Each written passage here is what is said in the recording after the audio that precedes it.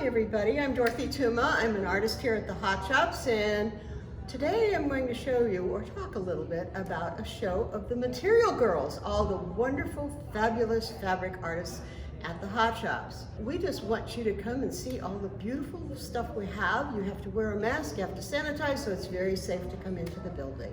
I found out that I'm kind of an accidental artist. I started out with photography and got tired of toting the camera, but now I tote a sewing machine. I don't know which is worse. But because I did photography, I like to do realistic work, but I also like Art Deco.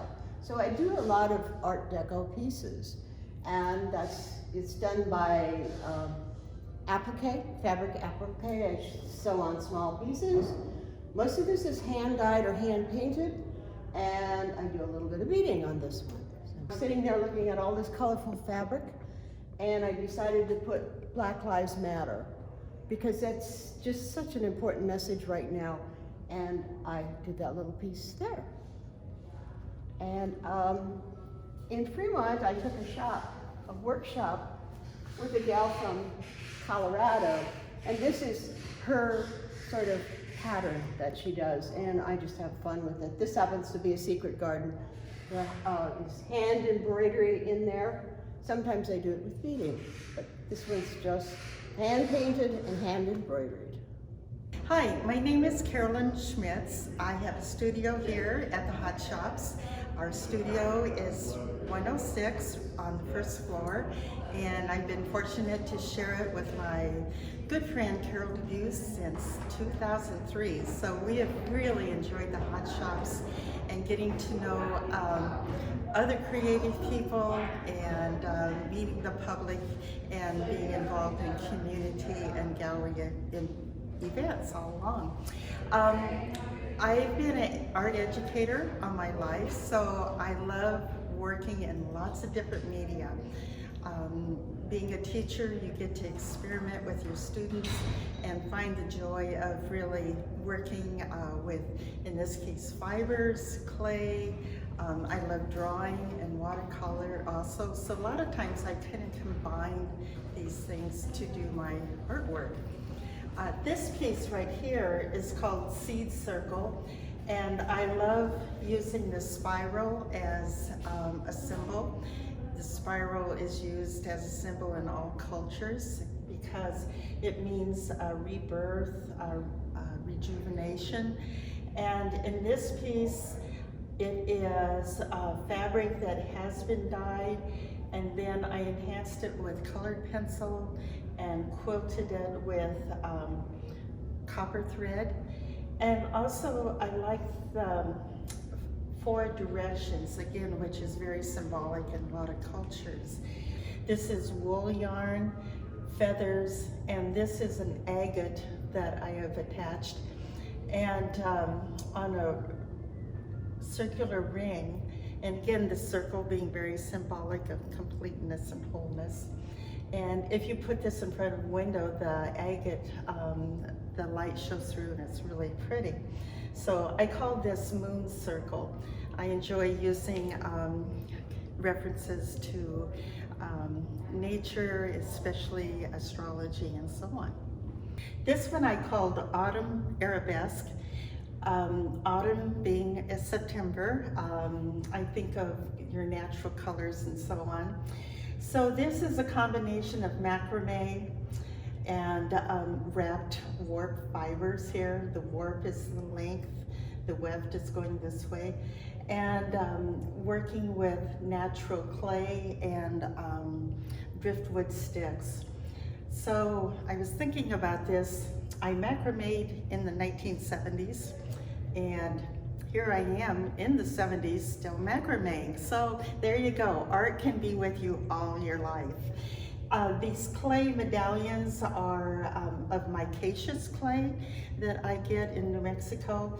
It has a natural sparkle to it because of the mica in the clay. So I do clay a lot in my studio, especially sawdust fired pots, and I like to use the clay with fibers. I think they have a natural connection of earth and just the tactile sense of them.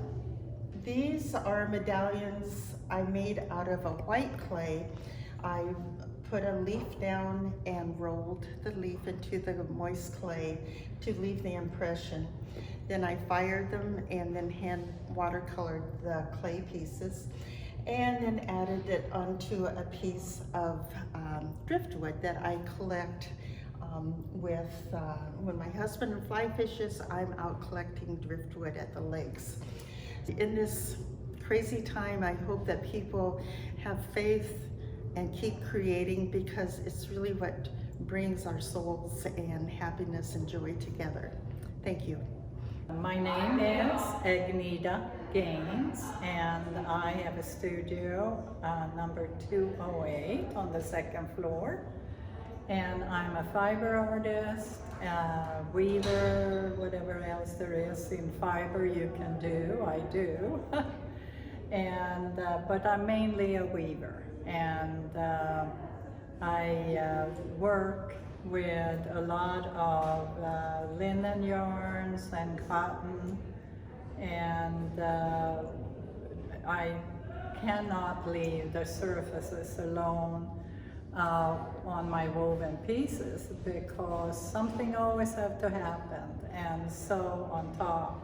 So I use a lot of natural materials to incorporate in the surface on my pieces.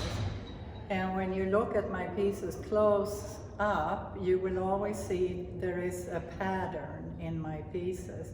And I use a lot of old-fashioned techniques.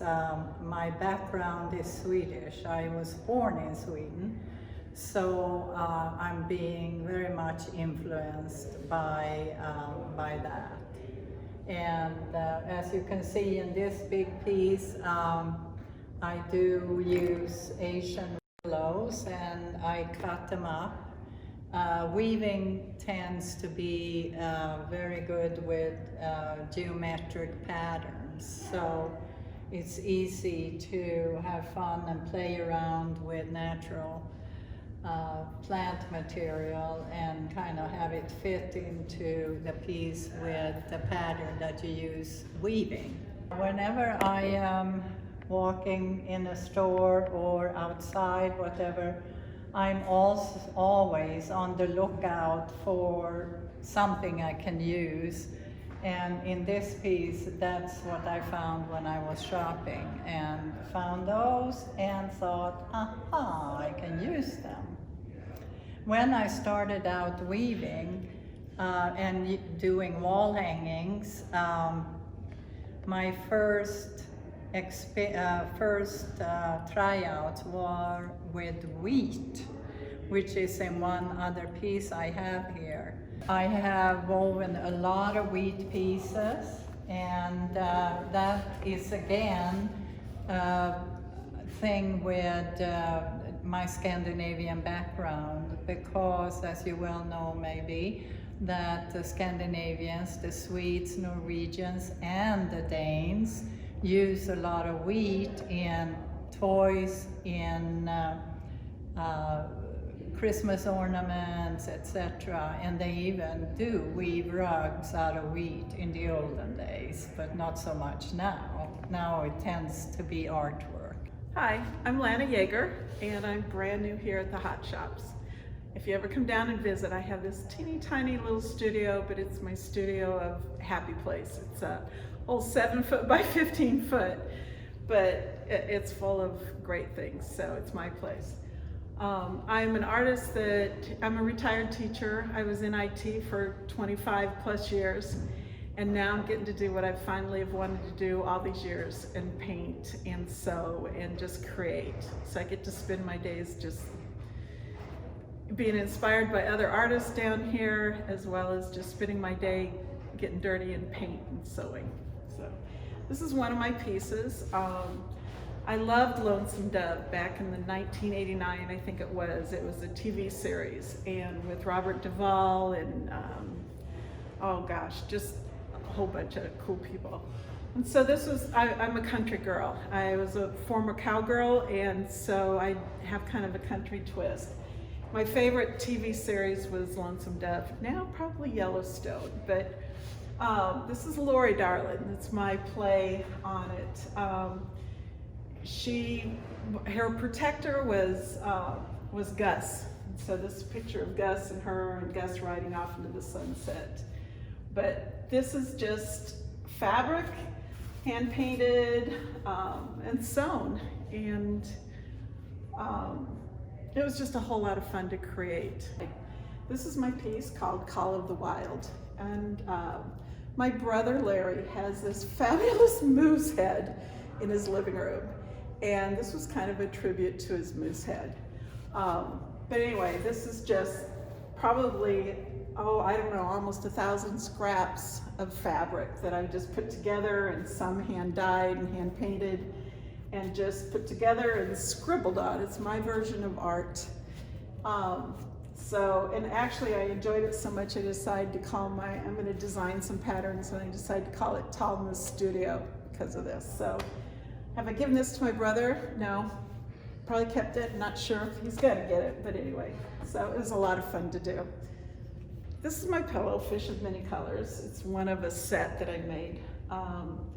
It's just tons of different scraps of fabric of all different fun colors. It's kind of based on the coat of many colors, only Fish of Many Colors. It's my version of painting with fabric and scribbling. So I put all my fabric on, and then I just used what's called free motion quilting and just scribbled the heck out of this to put the fabric on. And then I love to take old things and renew them. And so I have a thrift store leather coat, this kidskin leather, soft leather. I was so tickled to find it, and I cut it up and I used it as backing on my pillow. So I gave it new life as well as fabric new life. So these are two of my most recent pieces called Silent Crossing, and it's deer. I love deer and I love the outdoors. It's just a menagerie of hand-drawn and painted, and then put on and quilted, and paint thrown on to look like snow, and just a collage of fun things to make a scene. So this one's kind of like my version of Finding Waldo, only finding what all the little critters you can find. So I've got bird, deer, and rabbits, and squirrels, and I'm hoping when you look at it, it's peaceful. And then I was lucky enough, I had to laugh. I went to Hobby Lobby. I don't know anybody that has these beautiful birch tree that I could go cut a branch. And one day I'm at Hobby Lobby, and they had 3 of them, and I grabbed them, and I could not believe I was paying for branches. I thought that was pretty funny. But anyway, I thought it was just what I needed to hang these on. And just fun. It's just my new version of creating. I'm also a painter. Matter of fact, I'm more a painter. These are my new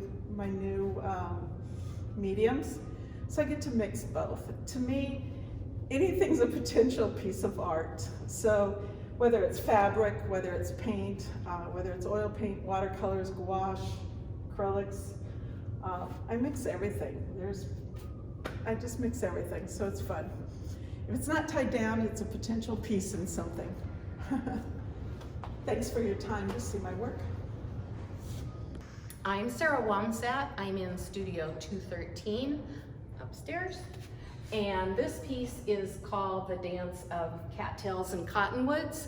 At the time, I lived on a lake out in the valley, and I was always swearing at the cotton coming down everywhere, but then you kind of watch it and it's kind of beautiful when you watch it. So the cats are pretty obvious, but you kind of have to look. And then there's cottonwood leaves, and then I threw in my dancers just because I don't. That's about it. It's an applique piece, and it's on felt. This is a little piece that has been ongoing probably for the last 15, maybe 20 years. I had someone that was in the hospital, and I was working on it gradually, and it grew from a little tiny thing and got bigger, and it originally was a painting. So this is a magnified copy of what the big piece was, but it's all different sorts of beading, and it was originally on just this little tiny piece of crappy homespun, and it kind of got grand as it grew, and I didn't know how to mat it, and I stretched a vegetable bag for the matting, and I was really pleased with how it came out. This one was an experiment because most of my pieces turn out to be. I had washed a large quantity of jeans and threw them in the dryer, and they were in various stages of falling apart, so the lint was much better than normal lint. So I thought, I had just done a couple paper classes, and I thought, oh, this can be pulverized, I can throw it in the blender, it will be wonderful. So I blended the dryer lint with some paper, and this is what came out, and I laid it, the gridded was laid on a cookie drying rack, or cooling rack. It was a drying rack this time, and then there's just gauze, and there's some crocheted pieces that I destroyed, and it was just a fun little thing. It just looks like terribly frayed life. I'm Robbi Eklow, and I'm in Studio 105, which is right around the corner from here on the first floor, and I make art quilts. And so I dye all my fabric myself, and this is one that I made a while ago when I was taking watercolor painting classes. So I make quilts because I can't draw. So this was a still life that I did draw, and then I gave up after that.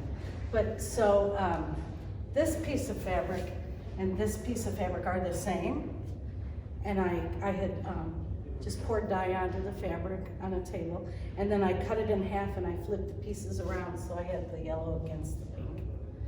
And usually I dye my fabric by hanging it up, and I pour the dye down, and I get these stripies. Can you see the stripes in here? So the way I put the quilts together is I fuse them with a fusible, and I iron it on. So it's like a sheet glue. I iron to the back of the fabric, and then I cut the shapes and I iron them on, and then I free motion quilt. And this was done on a regular sewing machine. Free motion is when you, on a regular sewing machine, it has feed dogs that move the fabric forward, and you drop those so that they don't work anymore. And then you just hold on to the quilt and move it around under the needle, and it's called free motion. So I have all these designs in here. So the name of this quilt is called Electric Flowers Nighttime. And I like using gears a lot. I have an engineering degree and I like gears. So I put them in my artwork. So I have a gear here, but it has flower petals on that. And this is, again, this is fabric that I dyed. And I designed these shapes on my computer using an earlier version of Adobe Illustrator. And then I print them out and I trace them onto the fusible and create these shapes, and then stick it on the background in a composition. And I wanted to, this is sort of like a saw blade, and see the teeth are here and then the petals go in there. So I like to make the things interact. And this was free motion quilted also. And then this was, this one is called Fruits and Flowers Enmeshed. So I had my friend Kathleen's husband on a business trip to Seattle came home with this big grapefruit thing called a pomelo, and it was like, it's kind of square. So we cut it in half and we scanned it. And this is back before we had digital cameras, so we wrapped it in saran wrap. And I turned it into, oh, here it is. So I turned it into a gear that had these are the, you know, like if you cut it in half and you look, those are the slices. And then I went on, the University of Texas has a lot of slices of lemons and oranges on their website. So I found different pieces of citrus and used those cross sections and put them in these geary shapes. It's Ludergazania, and it's, I saw these flowers in a garden in Chicago and took pictures and kind of designed this. So this is, there's a gear here, and then there's petals here, and then I put this curve in a lot of my quilts because I really like it. And I'm not sure why I like it, but I do. And also, this one, I think, if you look at it, I use a lot of 7s and 14s and 28s, divisions of time in my work because I like to do that. I'm interested in time and divisions like 60 and 30 and stuff like that. Also, I try to do things on the computer that people, it's hard to divide a circle up into 14 manually, but it's easy to do it on the computer. So all these gears have 14 teeth and they went around the circle, and I designed it so there were exactly, I don't know how many are in there, but it's probably a division of, it's probably 28. And then I quilted this here. I have a long arm quilting machine in my studio, which is, the rails are 12 feet long, and there's it's a wide sewing machine, but it's shallow, and it sits, like if I was on the machine, I would stand in front of, the quilt would be like this, and I move it around, it's on rails, and the quilt stays where it is and the machine moves, and it takes up a lot of space, so I have a big studio for that. And I hand guide it, it's not computerized, it's me designing it. And so if you look here, there's a lot, and don't do this, if you come here, just don't touch my clothes. So, but I can, or you can if nobody's looking. If you come to the hot shops, and I'm not here, you can look in the window at some of my quilts, or some of them are on the walls, or if I'm here, you can knock on the door and I'll let you in and you can come and look at some of the quilts. Thanks for coming to our virtual show. I hope you've enjoyed the fabric artists that have shown here in the show. Be sure to check out their gallery or their studios when you come to the gallery, because you might be here, but at least they have some things hanging outside their doors that you can look at too. And tour the building while you're here. You've got 3 floors of art to look at. Even if there isn't anybody in their studio, they've got art hanging on the wall. But please come and enjoy our show when you can, but if you can't, we're glad to have you here virtually.